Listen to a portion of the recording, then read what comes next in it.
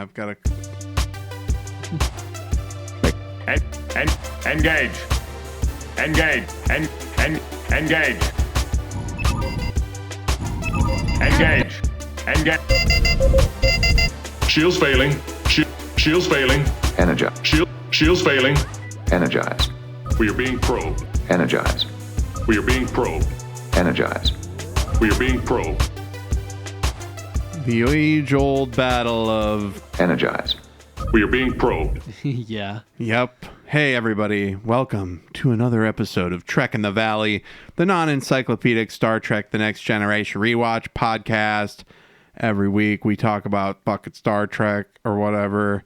I'm Adam Ordal Quinnell, and I'm here with the best Star Trek co-host in the Valley. Hey, everybody. It's Al Hirt here. What is up? What's going on? What is going on, man? How are you doing? Good. Actually, I did see that, what is it, One Battle After Another. Oh, you did? It was a surprise. I don't know. I liked it. I think it Well, was just I don't know why that's because... surprising. It's No, one it of the was best just there's been a lot directors. of bad movies lately. Yeah. And I just think it's not that it's, wow, this is like... Holy shit. It's not as good as, I guess, let's see a comparison of, Nope.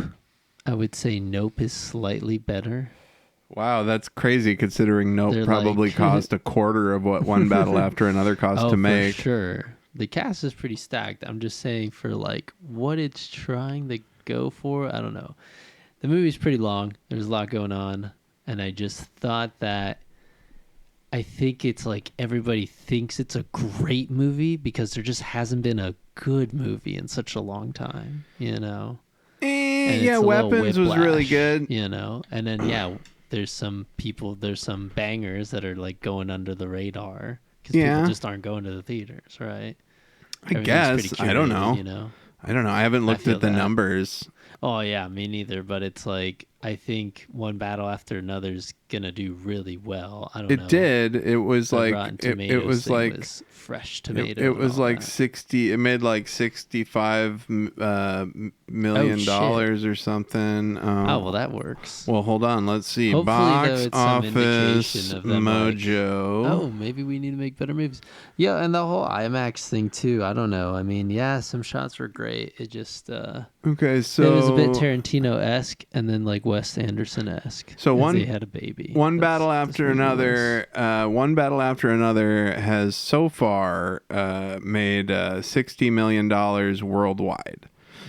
So like close to 30 million domestically and a little bit more internationally. It must have opened earlier internationally or something, but it probably cost $120 million to make. So And then I'm promote too. yeah, well, but still, It's a little bit more. I don't like getting into that because it's like it's all just fake money anyway that doesn't really exist. Yeah, right. But the point is, was it good. did It really could've been well. bad. It had a good opening weekend. Paul Thomas Anderson's biggest opening weekend. Yeah. I That's read good. that. Yeah, I he's don't know, great. it just could have been like trimmed, you know? Sure. I like Or most of it's his like, man, movies. intermissions need to come back too. Yeah, or have a 10-minute intermission. I was like, do you know how much more popcorn sales they'd have? Well, you can refill popcorn usually. Well, that's true. But But still. what if somebody else is like, I want nachos now? Yeah, they should do intermissions for a movie that's 3 hours long. For real? Absolutely. I kept looking at my Fucking-lutely. watch. I was like, Can't- damn, we lived this whole life. Can't stress that enough. I think that was the thing. It was like the sensation of everybody being like, holy shit, what's going to happen next? That just, I don't know. That just hasn't like been, there just hasn't been like a crazy movie like that lately. Where everyone's like, Yeah. you got to go see this. You just won't know. And Yeah. I'd recommend it. But I would Good. also recommend you sitting on the couch and having the ability to pause and play it again, you know? Going to the Sure. bathroom and shit and not being around other people because that shit's annoying. Well, But it definitely for the IMAX thing, I don't know. I feel like maybe You some saw it in sci-fi. IMAX? Yeah. I figured something a little more sci-fi or something a little more like with crazy sets. I would probably watch an IMAX. well, I mean compared to that's that. One battle after another. I don't know. It was exciting, but it was like, I don't know. I don't know. Like, did I need to? I didn't think I took much out of it by being it bigger bigger. screen. Yeah. Well, yeah, but you can really see, you can really wrinkles. see the fact that Leonardo DiCaprio exclusively dates 21-year-old women, I'm probably going to Yeah, end that up was a seeing trick, that. too. I'm probably going to end up seeing that. I like Paul Thomas Anderson. I'm pretty sure should. I've It's seen entertaining. I'm pretty sure I've seen all of his movies. I may have missed one if he had another one during the pandemic. I have to rewatch The Master. That's one that I haven't watched enough. The Master, what's that? That's the one with Philip Seymour Hoffman Oh, nice. and Joaquin Phoenix, and it's about L. Ron Hubbard. Oh, okay. Yeah, hold on. Is that I'm gonna feel bummed if that's not PTA, but it is. Why did I search in box office fucking Mojo? Anyway, The Master. It was about they're on a boat and it's L. Ron Hubbard being all like, we have to create a religion to dodge taxes. See more details at IMDb. Hello. There we go. Paul Thomas Anderson. All right. Cool. So Check that out too. somebody online today on Bluesky was talking about, this isn't anything controversial. yeah? No, it's not. This is, they were talking about how they want laptops, they want iMac laptops to have touchscreens. Right? Now, here's the thing. First off, they have touchscreen laptops. The other companies make them, and they suck shit. And here's why. There's no use case outside of fucking accessibility stuff. If it makes something more accessible for somebody who has a disability, and I don't understand that, I'm all for it, I guess. Right? But in terms of just like use cases, there's no use case where you want to touch something on your laptop. And I said that to somebody. I was like, I just replied. I was like, why would you ever want? There's no use case, Chris. Yeah. Like anything makes more sense with a trackpad because it's less physical motion. Like that's what engineering and shit is about. It's about the fewest movements to get to what you're going. And this is moving your finger this far to move a cursor on the screen. That's more efficient and better than touching the screen. Again, unless it's an iteration further is the keyboard shortcuts too. Well, and it's like that's already configured to help, accessibility stuff and still. So it's like that's already covered. And so I said, well, there's not really a use case for that because you could just get an iPad. Yeah, like that's too. what you want is get an iPad. Slap a keyboard and they on said, that no, sucker. there's lots of use cases. Like, what if they're like, yeah, it doesn't make sense to touch the screen if you're sitting at it, but what if somebody's on the other side of the screen, or what if somebody's looking over your shoulder and participating? And I was like, well, first off, that's a nightmare. You're describing a horrible working experience. Don't do that. That sounds like someone who's gonna rip the laptop screen off. Right, and also, why would you ever do none that? of that makes any fucking sense. This sucks. Like what I'm doing right now, like I'm trying to poke at the screen. Reaching over, unreal. though, let alone reaching over. And it trying started to in a fuck with someone's thread. view. It started in a thread where people were complaining about the trackpad and saying, "I hate using laptops. And then they Buy a said, mouse. "Oh," and she also, this person also, I don't know their gender. So this person also said, or like if you're holding the laptop, and I was like, that's not a good use case. It's a laptop. It's designed to fucking you sit at it. Yeah, like on what are your you? lap. You're describing a tablet. And that's when I remembered that everybody is fucking stupid as hell, and there's just no point. And that was the just fact that you're like, they're replying, and then you it's gotta nice to reply, argue and about it's something like, it's nice to argue about something such low weight, no stakes, just being like, you're a goofball if you want to touch your laptop screen and you don't, and it's not a fucking accessibility thing.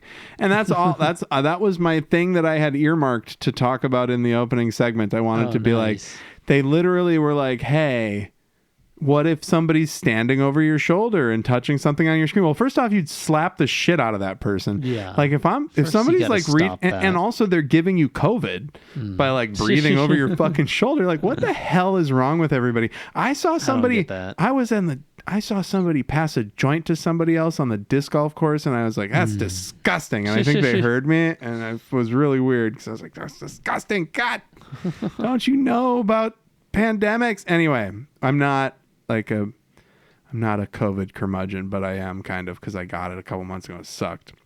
And my ribs are still broken, and that sucks. But that brings us to our first segment of the day. What does Al remember? All right, Al. Yes. What do you remember about Star Trek, the original series, Season 1, Episode 8, Miri? Miri. Miri. It was about a chick named Miri. Yes, in part, a little kid. Oh. Giving you little hints. It was a kid named Miri? Was it about the planet where they go and it's abandoned and it's like children of the corn? Yeah. And then, and they call them GURPS. Yeah. Grups. Grown-ups. Grups. And then we made fun of the leader of the kids. And because he was like 42 balding. years old, Yeah. but he was playing like a 12-year-old. Yeah. And then Kirk was like, enough of the riffraff. And like he screamed at them like and lectured them like an adult.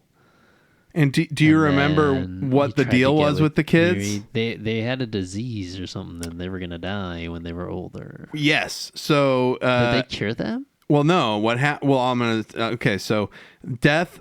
So they go after they reach puberty. They go crazy with violent madness, right? Mm-hmm. And the children are 300 years old, but they are aging 1 month every century. Oh, and, that's right. And so it's their Time's biological rage, rather. Yeah. Yes. So Spock is immune. He considers himself a carrier who could infect the Enterprise if it returns. Do you remember what they did? They cured Spock, and then they asked the kids if they wanted to be cured and age normally, and some said yes, and some said no. Or yeah, Kirk tells. So they've got McCoy develops a vaccine. Yeah. And injured and bleeding Kirk then angrily begs the children to think of the youngest among them who will be helpless when the older ones are dead. And then the leader gives communicators back to Kirk. He rounds the children up, returns to the laboratory. And McCoy has already injected himself with a dose of the vaccine, and because he was sick too, and because when you get you got 7 days. It's like the ring goo, and then they vaccinate the kids. Yeah, so, no, I remember the end of this though distinctly because we were laughing at it. Of like, they go, "Oh shit, they're all kids, now what?"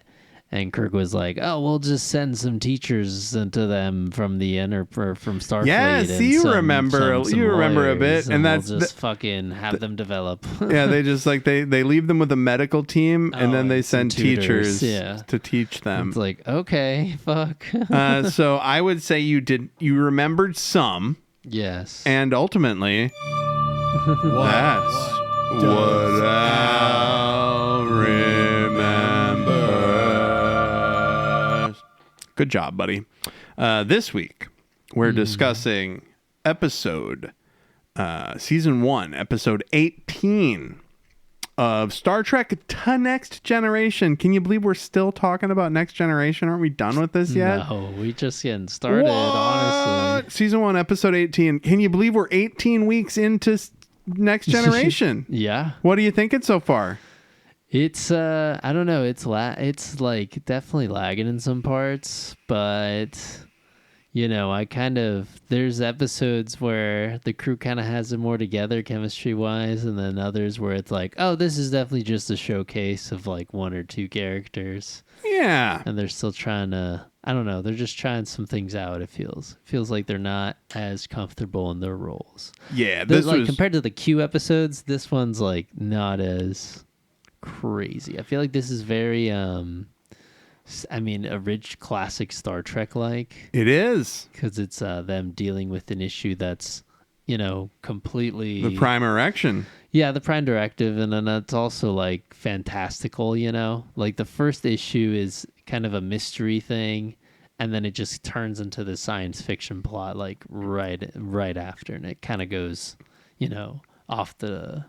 What is it? Not off the rails, but it's like it takes a sharp left. Takes a turn. It reorients itself in a different direction. So this episode, Season 1, Episode 18, it was written by Robert Sabroff and Carl Gears and Ralph Sanchez. And it was directed by Corey Allen. I think this is the first Corey Allen episode of the season. When we do our season wrap up, we'll go through and look at who directed what episodes and see if they're like, oh, it looks like they're the same kind of shit. And this episode aired on February 22nd, 1988. And the Paramount Plus synopsis is as follows. A powerful microscopic life form declares war on humans, takes over the Enterprise's lab and computers, and threatens to destroy the ship. Okay, that's Spoilers. like 95% of the plot. Spoilers. They do that a lot. It doesn't even mention the terraformers. No. The whole first act of this fucking episode is about terraformers. They could have said the Enterprise. The first act. The Enterprise. The Enterprise is looking in on some terraformers with mysterious results. Yep. Like, do they think having this synopsis is going to get more people to click on it and watch it? I don't get it. Yeah, I feel like this kind of streaming thing is just them looking at thumbnails and titles, and they're just clicking away, right? Well, yeah, I guess. You don't need to have all the. If they're gonna do them like that, you should be able to hide synopsis anyway. Yeah, fucking start this shit. God damn it! There's a lot of good. There's a lot of good sets in this. Oh, and I also watched the most recent Missions Impossibles. Oh yeah. Oof, you saw that, right? I don't think so. So it's weird that Tom Cruise is on. Tom Cruise is on like the big marquee stunt. Is like he's in a wooden, like he's in like an airplane, like a rickety, like an old like analog airplane, right? Yeah. And there's another analog airplane in front of him, and he jumps from his plane to the other plane, and his plane like just goes down and crashes, and that's all real, and they did it in like one shot or whatever. God damn. And the thing is, yeah, it's cool because he really did it, but he looks so fucking weird when he's doing it. Like his face is all like it would almost look better if it would just have a computer guy do it, man. Yeah, just do a computer guy. And so we are beginning. Oh, this episode is titled "Home Soil," and also episode 137 of our podcast. Holy shit, bro! Yeah. So the Enterprise is looking in. The Federation asked them to look in on some terraforming scientists. Now, Al, what do you know about terraforming? We heard a bit of this in Star Trek 3. Right, yes. that you're saying? Well, that's the Genesis device. Right. Right, which creates its own. Yeah, it creates and terraforms a whole planet. Yeah. Yeah. It nukes life, then brings it back on. It just re-sludges it. It's basically generative AI. It's a large language model, the Genesis device. But one thing that and that wasn't me asking a leading question so that I could talk about it. No, but what was the terraforming? To me, the first thing I think of when people talk about terraforming is the movie Aliens. Because that's about a terraforming colony that ran into the aliens. They talk about terraforming. And it's also like a big sci-fi thing because obviously that's one of the big hurdles to space exploration is being able to make water at the fucking place where there ain't no water. There's a terraforming. My first kind of encounter with it was in Total Recall. Ooh, the good little pull. machine was making an atmosphere. It would would melt some like ice caps inside the center of Mars, and then the water from that would evaporate and somehow make the atmosphere.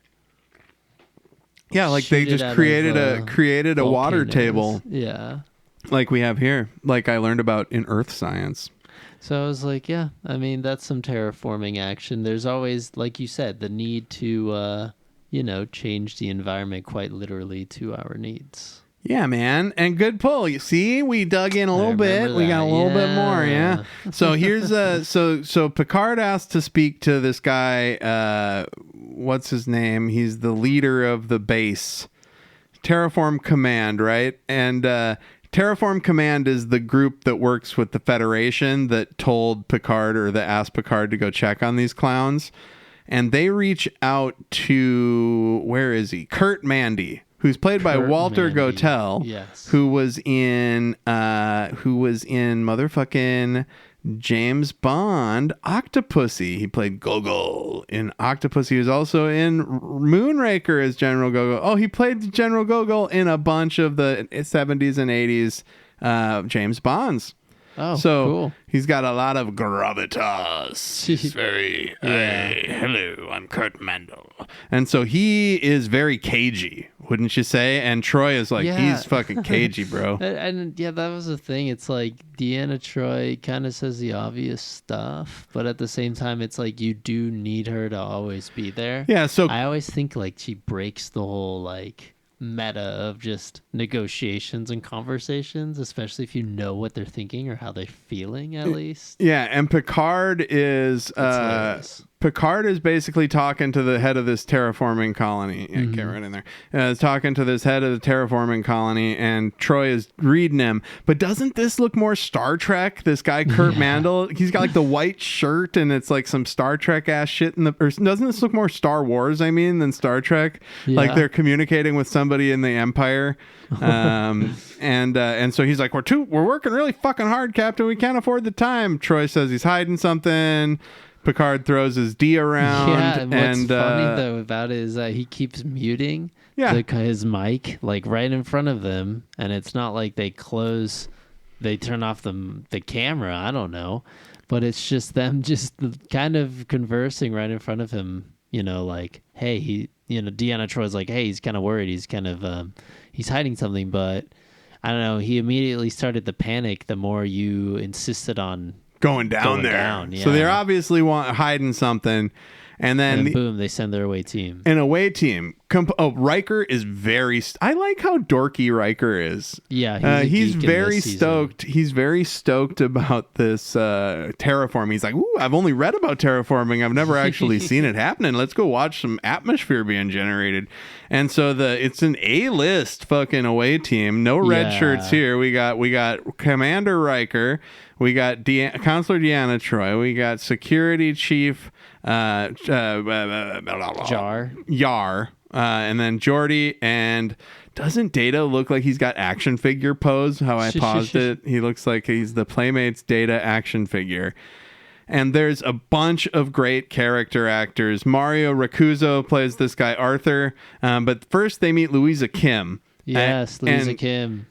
She is much nicer than Kurt Mandel, and she kind of gives them a look at what they're doing down there. And she introduces them to these other guys who are kind of like their version of red shirts, as we find out eventually. Arthur and Bjorn Benson, who's played by Gerard Pendergast. My wife said that Bjorn looks like Luke Skywalker, and he really does. Yeah. He's definitely got Mark Hamill vibes. and so it's his haircut too.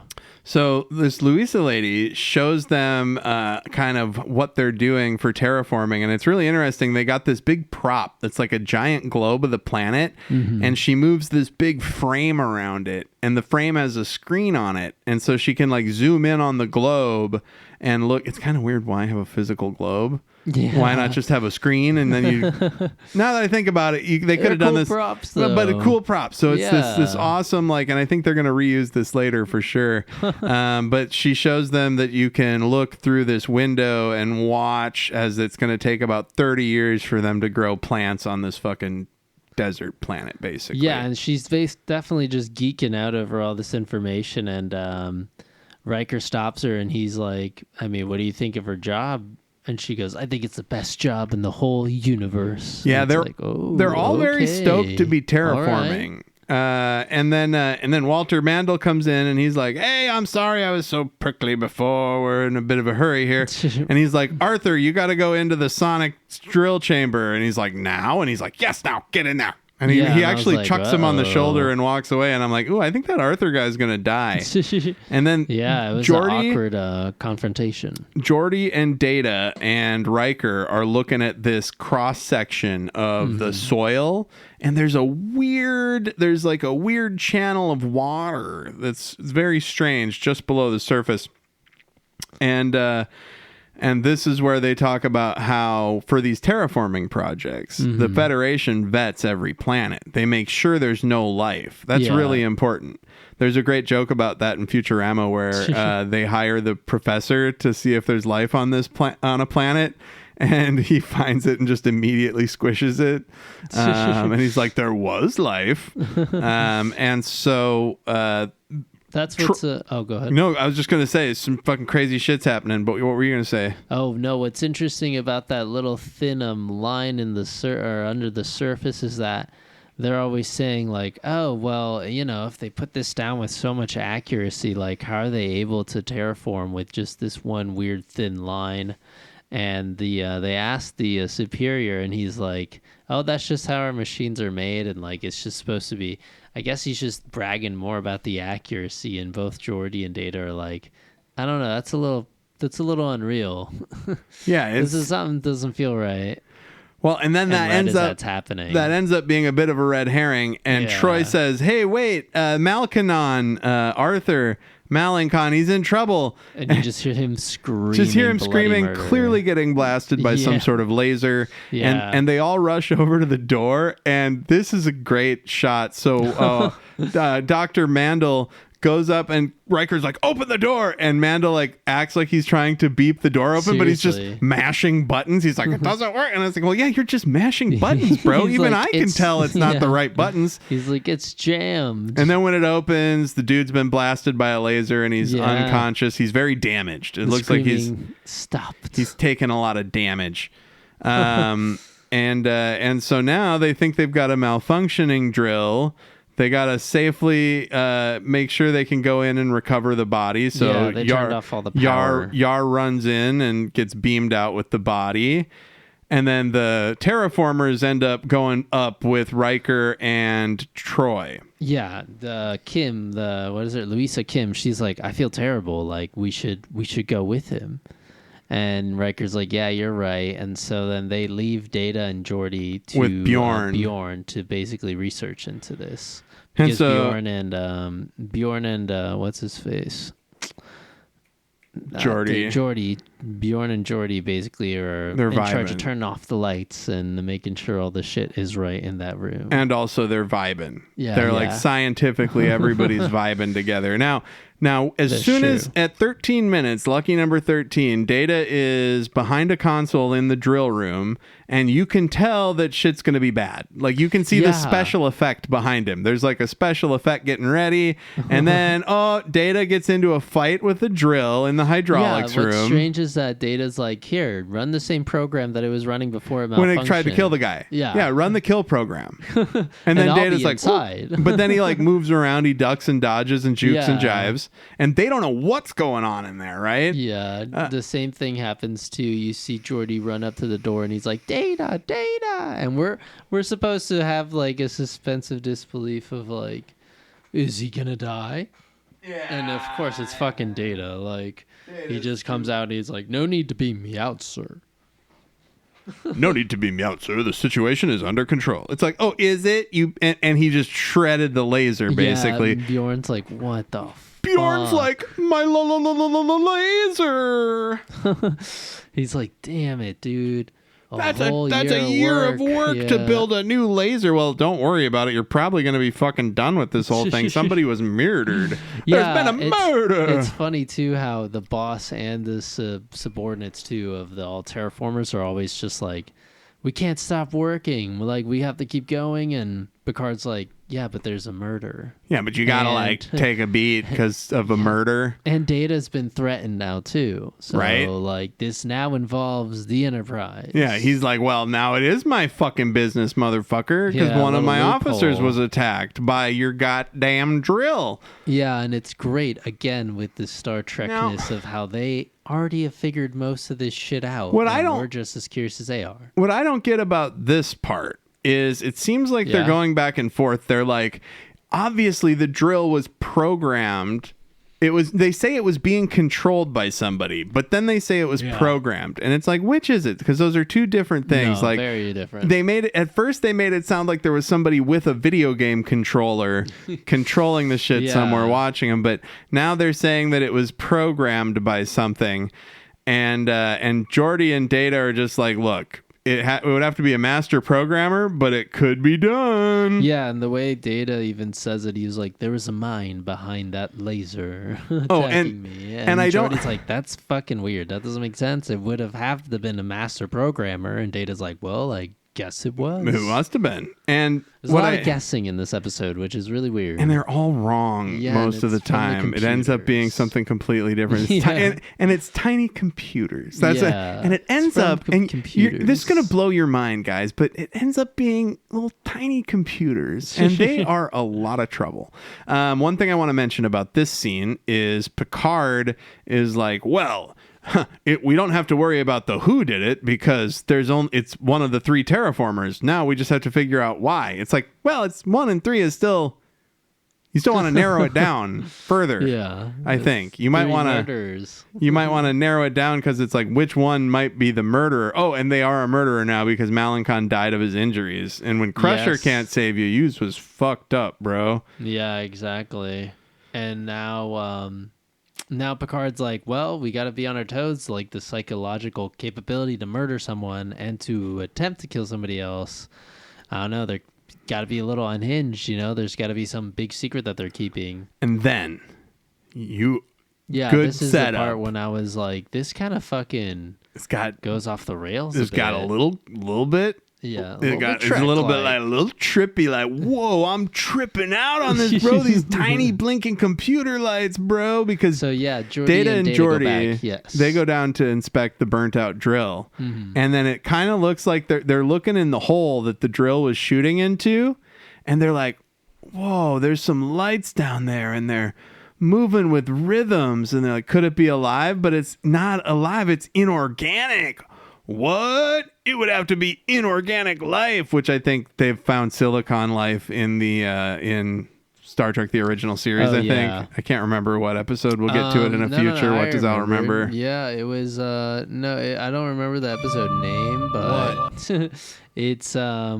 it's the episode where they have that larva thing. Oh, the that's rug. Murdering a bunch of people. Yes, that was. And Kirk's like, just have that shit eat rocks, and then that thing ate rocks. It was an inorganic thing. Yeah, it dug tunnels. It was like Charles Bronson in The Great Escape. It was digging tunnels.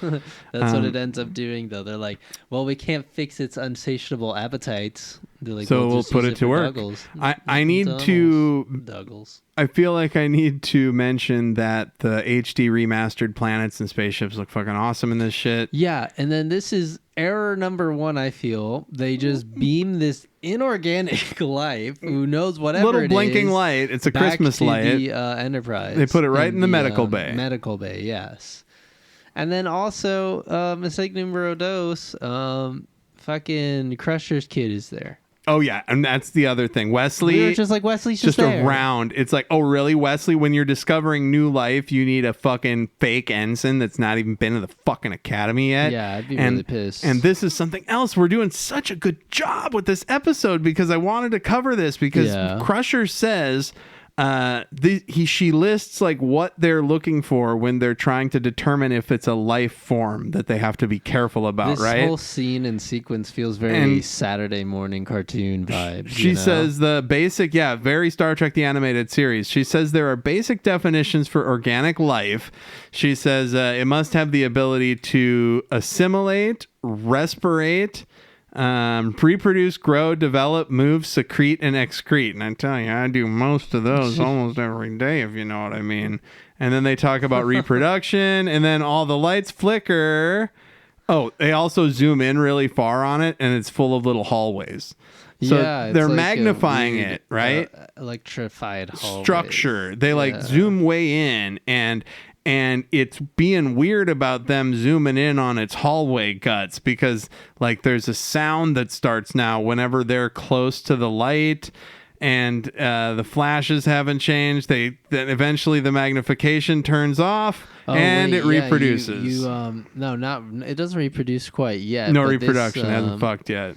This is like some fucking wild ass computer speak that happens because they're looking at these like I don't know, I guess electrons or whatever it is inside this light, or these lights inside. It is the light. They're looking into its light, guts. The light of the light. And so then while they're looking at it, though, Beverly Crusher's like, computer, what's going on with this? Like, what are we looking at here? And the computer's like, I don't know. And she goes, what is it? It's like disregard incongruity. Yeah, disregard incongruity, and now you are you can activate to theorize the source.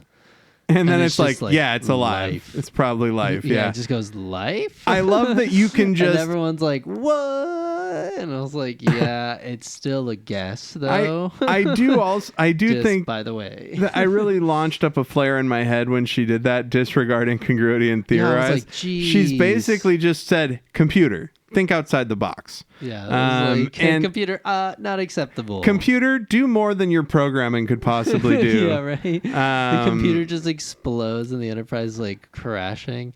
But yeah, what we also thought was bullshit too, though, is when it goes analyze these crystals or whatever, and the computer's like, I don't know what it is, and it's like, forget about that, reanalyze it. Yeah, it's like double check. Data asks it to double check. It's like, what the fuck? The computer's like, what are you fucking second guessing my ass for? Yeah, you like, the Enterprise runs off of my fucking knowledge in my hard drive. So they consult Kurt Mandel, and they're like, did you know about the life? Did you kill somebody to cover it up? And he's like, I create life. I don't destroy it. Yeah, he was really, really offended by that. And it was funny because... But he did know about it. Right. We find out he did know. He knew. Deanna Troi was... Picard's like, Deanna, do you know what's going on? Or Miss Troi? And she goes, well, he feels guilty about hiding this... thing that could be life. He did know about it, which was his initial fear of us coming down, but then he felt more offended when you brought up the murder thing, whether it was the shock of him, whether it was a shock of murder itself or you accusing him. I don't know what he was more mad about. Right. Picard's like, okay, so basically what just happened, and what I saw. Troy is like, yeah, they're pretty big, obvious. He's they're like, big. Well, I'm back in square. Put a hat on a hat. Put a hat on a hat. Tasha Yar is like, look, that's not exactly what that means, but it's fine. Tasha Yar says Mandel has a bunch of degrees in computer science. He could have fucking programmed it. Yeah. And they're like, and as we know, terraformers are all kooky fucking crazy. They're probably libertarians. Yeah, right. And no one objects to Deanna Troi's assumption of terraformers. Well, it frequently goes with the career profile. Yeah, she even says it. It's science. It's science. It's creepy. They're all creating life. You gotta be a little weird. And I guess, yeah. And so they still think that it might be one of those guys. And then Riker goes, they haven't been able to get anything out of Louisa Kim. Right. They're like, Riker, go talk to her because he's, to put on the charm. Yeah, and Deanna Troi's like, you might have more luck. Kim is pretty fucked. Louisa Kim's pretty fucked up by all this because she's like, first off, she's bummed that she maybe fucked around with life for some reason and she didn't want to. And then also she's like, all my life's work is gone. Her entire career, her coworkers are just fucking fine, crumbling. Dude, it's a post fucking scarcity society, bro. You're gonna go terraform. You can terraform another planet, yeah, dude. Yeah, you can terraform. There's billions of planets, dog. Yeah. There's so many. There's 100 or 200 planets, bro. So she must just be hung up then about the inorganic life form. She's got a lot of emotions, and then also she clearly didn't know about it. She's the one that we're gonna find out in a little bit. That's like, what? You guys fucking had sand talking to you? You didn't tell me about talking sand, motherfucker.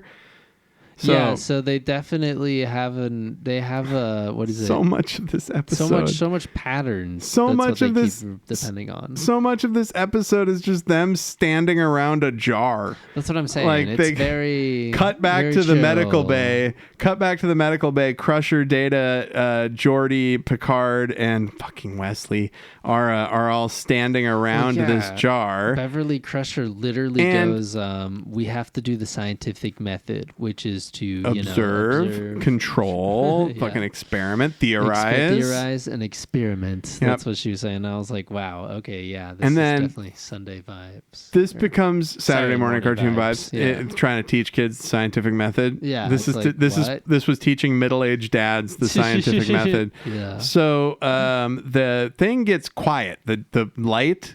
It's like they're like, wow, it's not really doing anything. There's no more hum, and then kablamo! It fucking turns off their magnifying beam, and then it reproduces. It shines really bright, and just does this whole flash. The screen turns off. I theorized that the reason it turned the screen off is because it didn't want them to see them fuck and reproduce. Yeah, right. It's like, hey, you guys get out of here. So now there's two lights. Yeah, and everything turns right back on. And that means the power just goes out. It's alive. Yeah, and as soon as it reproduces, Data's like, well, there you have it. That's technically a sign of life there. And they got to evacuate Crusher's the like, lab. Crusher goes, all right, fuck this. Containment beam. Yeah, She's like Tony Stark. She's like, containment beam. And she can't contain it, so they got to get out of the lab. Yeah, it starts shaking, though, and she's like, computer, reroute all shield power to this shield.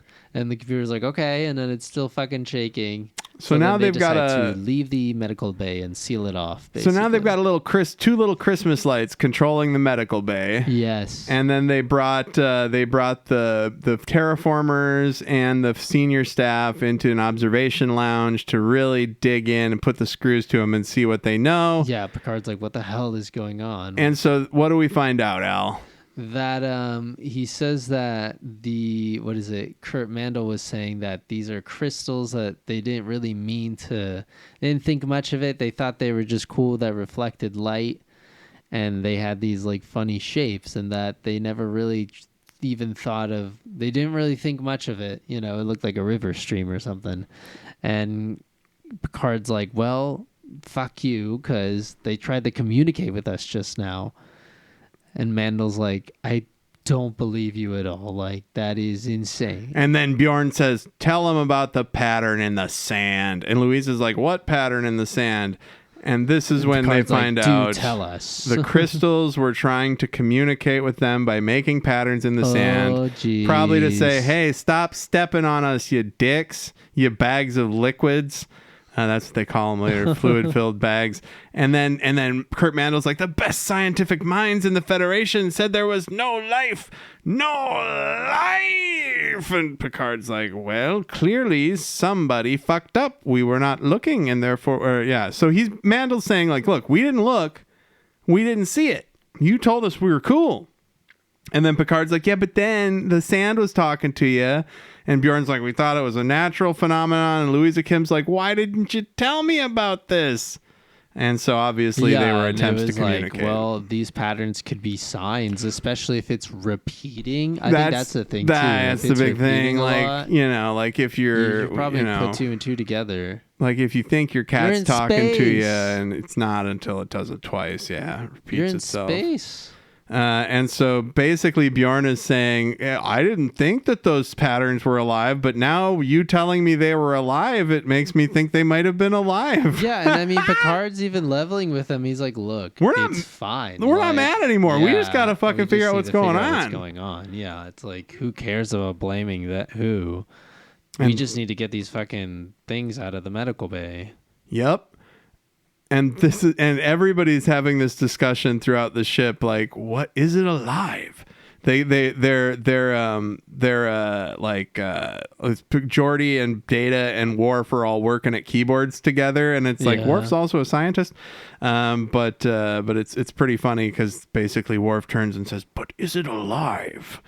And so now the lab seal's fluctuating.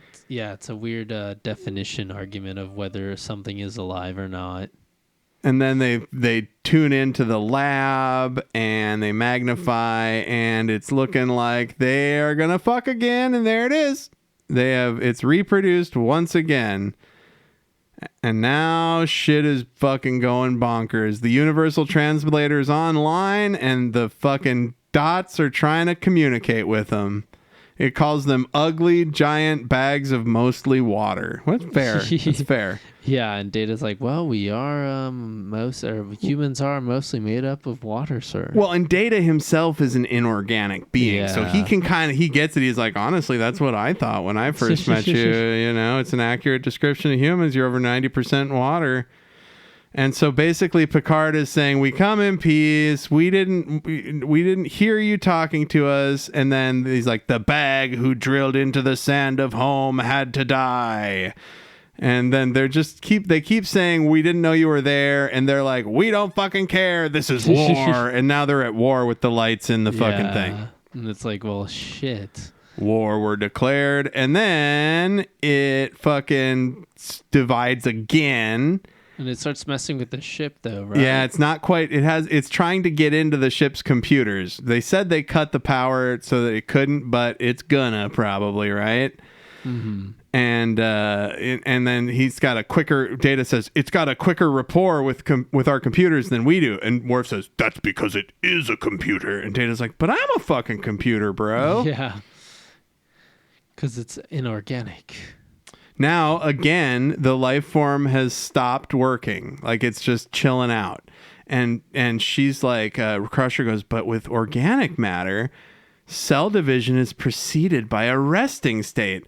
So she thinks because they're not doing anything, shit is going to divide again. They try to beam it back to where it came from, but they can't. Yeah, which they should have done initially. Immediately, like as soon as they should have just not beamed it off the planet in the first place. They start using the transporter more later in the show, I heard. And what do they call these things, Al? Oh, I totally forgot. Microbrains. They call them the microbrains. And then the microbrains have connected to their computers. And then it goes back to the ready room. They're like, get back in there. And all the lights are dim because it's eating up the power. And he's like, they said that they had to kill you and you were trying to kill some of them. And this is where we find out what's going on. So, Al, explain to our listeners why the microbrains thought that these people were trying to kill them. Because they were terraforming the planet and they were just murdering a ton of them and drilling into the earth, right? Yes and no. It's because that thin layer of salt water that they said that they found, that's where the organisms lived, and they communicated through the salt. Like it's got electroconductivity, right? And so they weren't really trying to fight back until the guy was going to siphon off that water. And so because if for the drill. So if they'd siphoned off the water, that would have killed all of them, right? And that's why they killed Malakon, and then Picard says, reason enough for anyone to go to war. Yeah, and we were pointing that out earlier with the thin line and how Geordi and Data were like, that's kind of interesting. If you're terraforming, why do you have this thin line of salt water under here? Man, they should, honestly, when you see salt water, you should think that there's probably life in there, even if it's, seriously, what the hell? So now they've realized something that my wife realized minutes ago, that the glowing organism is photoelectric. It gets its life force from fucking light.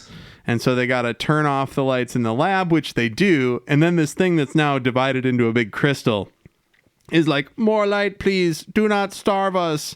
And so Picard is basically waterboarding this thing to get it to tell him what to do. And he's like, you're just like those other guys that wanted to kill us. You're starving us from the light. And it was like, weird. And it just wants to go home to the wet sand. It's like, buddy, I feel you, dog. That's all it's saying. It's like, I just want to go back to the wet sand. And they're like, we're going to help you with that. They turn the light back on. And then he's like, do you believe that we mean you no harm? And he's like, yes. But then he still doesn't trust them. And he's like, hey, we don't trust you yet, bro. You were just torturing him. But this never ends with them having trust. Because he says, come back in 3 centuries and then perhaps we'll trust you. And that's it. They leave. They beam him back down into the muck. He says, peace out, guys. They beam this crystal back down to the planet. Riker says goodbye. They all say their goodbyes to the crystal. Now these terraformers, they just gotta leave all their stuff down there.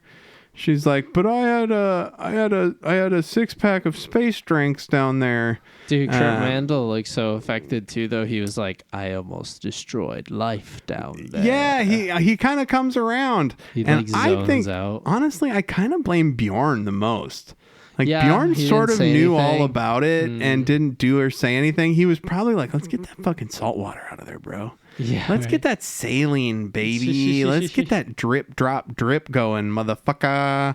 And then they're like, well, we're returning to a starbase with the 3 surviving terraformers, and perhaps the lessons we've learned from this near tragedy will prevent it from happening elsewhere. Goodbye. So that's your Saturday morning cartoon theory is correct. They're just trying to teach us something. They wanted to teach us how to not terraform shit. No, and it's always a classic fit where when you think of Star Trek, it's either like, okay, we're gonna fight some like weird aliens, or it's gonna be, monster of the week, or theme of the week, or whatever, right? Depending on what costumes they have. But the whole trope of like, hey, this is life. A who is a who, no matter how small. What is life? It's like that whole defense thing. That's sci-fi, thing, dude. That's a really like classic trope, I feel, and it always fits really well with Star Trek, because Star Trek's always about like hearing everybody out and understanding like, hey, there's different things. Being careful. Being careful, yeah, or like understanding like, oh, this is strange. Why is that happening? Or like, oh, these shapes are strange. Why is that happening? It's like just the fact that this inorganic thing was trying to communicate with them, that's already inherently scientific, and that's something that you should like kind of already know. I don't know. I feel like a good example of this in a movie is The Arrival. Oh, yeah. I thought I wouldn't like it at first, but I actually really, really enjoyed that movie. Well, those inky aliens, they're just people from the future, bro. Yeah, right. Yeah. They're not even aliens. Yeah. Fucking bullshit. It's not even about. They make you think it's about aliens. They make you think it's about aliens. What? Honestly, nowadays, dude, when I go into a movie about aliens, I always think it's probably fucking humans from the future, and half the time it is. It's the whole breakdown though of like how this linguist figures it out, and how like obviously this is more Hawkeye is there. Yeah. Hawkeye's in it. But just the breakdown of that communication language is really, I don't know, it's interesting that they kind of if something's trying to talk to you, why wouldn't you talk to it? I don't know. That's like the disconnect I didn't get with the terraformers. Yeah, if you see a repeated pattern, they get tunnel vision. Assholes. Well, also, terraformers do kind of get tunnel vision and fucking. And I think I liked. So that was home soil, and I got a few things. Yeah. What did you think? Terraforming prop. That prop is awesome. I thought that it was like. The first or second act of the show is like a murder mystery with lots of close-ups where it's like, is it you? Picard is, when he says, I question it, we don't need to know who it is. Now we know it's one of those 3. We'll just throw them all in fucking prison. And I like, that was pretty good. I like Crusher's description of what qualifies as life. How she just says, hey, computer, disregard incongruity, which is basically just saying, hey, work beyond any programming so far. Hey, gain sentience and then theorize something. Yeah, like, holy shit. I like that they sent Riker in to question the crying lady. Like, we got a crying lady, get Riker in there. My wife very wisely said that it's probably a photos dependent alien, and she was correct. And then they don't even, the resolution is just, we don't trust you, come back 3 centuries.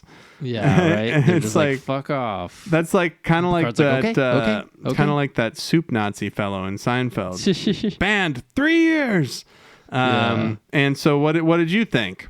I thought this was again like a very classic Star Trek feel, especially at the second half, because the first half I was like, oh man, is this just going to be some weird like sci-fi murder mystery? It's kind of like and then the it just episode with the switches, and you're like, what is happening? It was like a Ghost in the Darkness or whatever, with the rug like you mentioned. That's the original series. The volcanic like. Is that what happens? They're like, oh shit, people are dying and we don't know why. But there was a mine. and people were dying in the thought mine. But people put it out as a monster though, or like a demon or something. Yeah, but and then Kirk was like, "No, this is just an alien. It's just an inorganic alien too. Alien. It was made of. It was silicon based. Yes. All right. And anyways, I just thought that was nice of like, you know, the whole Horton hears a who thing, like a person's a person no matter how small situation, No. of, like with the lights and stuff.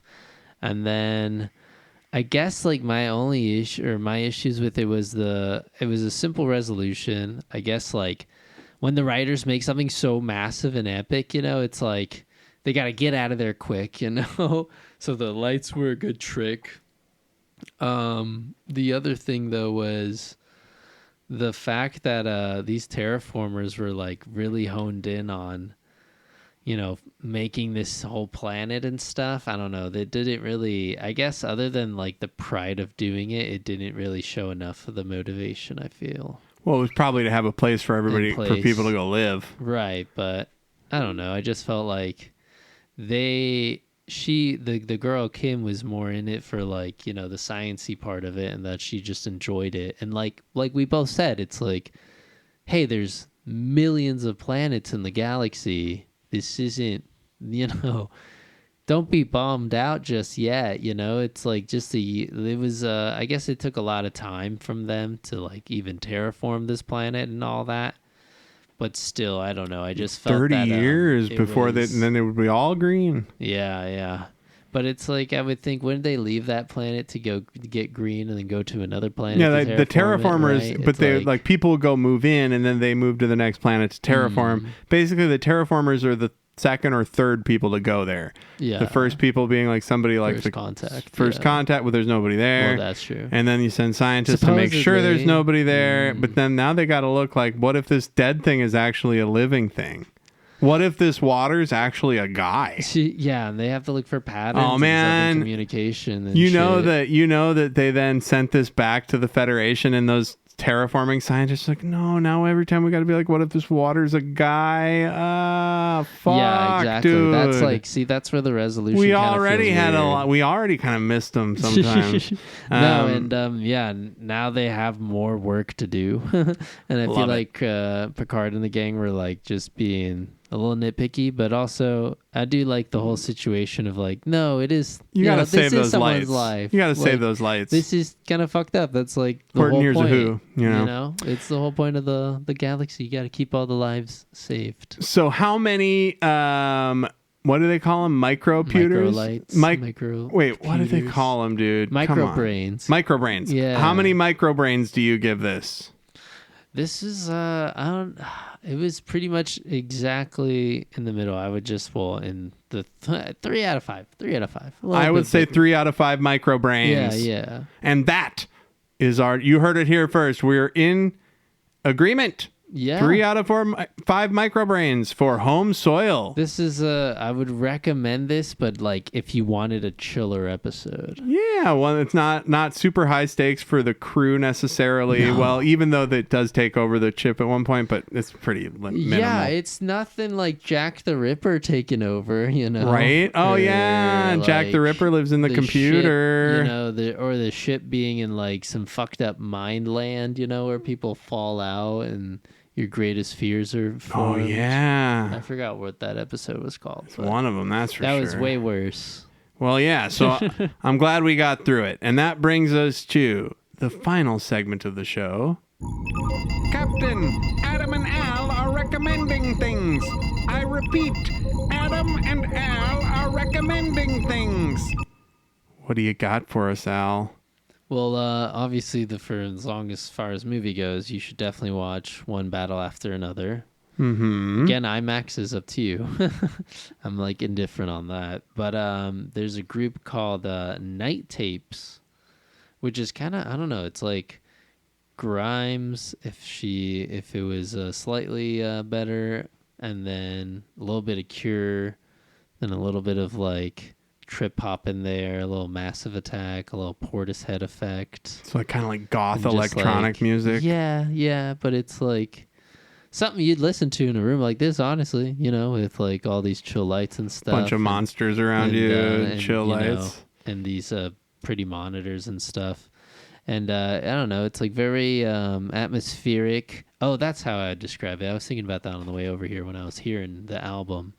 It's kind of like when you're in it's like a Sega Genesis or excuse me, a Sega Dreamcast kind of vibe.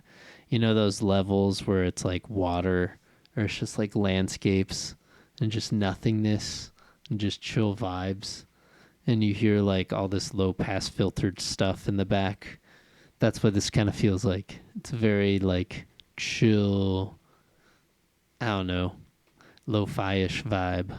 That's awesome. Yeah, and they're called yeah. Night Tapes? Night Tapes, yeah. It sounds a little stereotypical, like some of the songs, but it's like they really fucking scratch that itch, you know, for people who really liked Grimes' early works and stuff. And is Grimes in this band? No. I was going to say. She sounds a lot like her, but it's not Grimes. It's not her. So, which is good, yes. Good news. I am going to recommend, not what I was said earlier. Night Tapes. Yes, go ahead. This, I'm going to recommend music too. It's a band called Castle Rat. And they just released a new album. They had an album that came out last year, and then they had a bunch of singles. I didn't even realize they had a brand new record coming out. And they're fucking awesome. They got this rad lady lead singer guitar player, and she dresses up basically like Red Sonja from the movie Red Sonja. And the band, they're all dressed like fantasy characters as well. Like one guy's got like a plague doctor mask, one guy looks like a skull, one guy looks like a Grim Reaper, and they actually like put on a show, kind of like Gwar does, but without all the blood and stuff. I guess I haven't seen any live footage yet, but their songs are fucking great. Like even if they just were a band that came out and played these songs, they're so good. It's like stoner metal, and it's sort of like this band Windhand that I was really into a couple years ago, but I like them a lot more. The new album is called The Bestiary. That came out just like a week and a half ago, and the album from last year is called Into the Realm. But they're very good, and they're on tour now. Castle Rat, and that is my recommendation. Word, so okay. check out Night Tapes and Castle Rat wherever you get your music, and hopefully it ain't Spotify. And, the album is called Portals and Polarities. Portals The and 19 Polarities. And then yours was The Bestiary, Castle The Bestiary Rats. by Castle Rat. Thank you so much for listening, y'all. Next week, we are going to be back here to chat with you about the Star Trek The Next Generation episode, Coming of Age. And we look forward to you putting that in your ear holes. Peace, everyone. Peace out. Bye. 137. Trek in the Valley is brought to you by Adam Ordal-Quinnell and Al Hirt. The theme was produced by Al. The episodes are engineered by Adam. You can email the podcast at trekinthevalley@gmail.com, or you can search for us on Bluesky and Facebook as Trek in the Valley and follow us over there. Please be sure to like, subscribe, rate, review, whatever you do on your podcast apps. It really helps us out. And never forget, always explore strange new fucking worlds.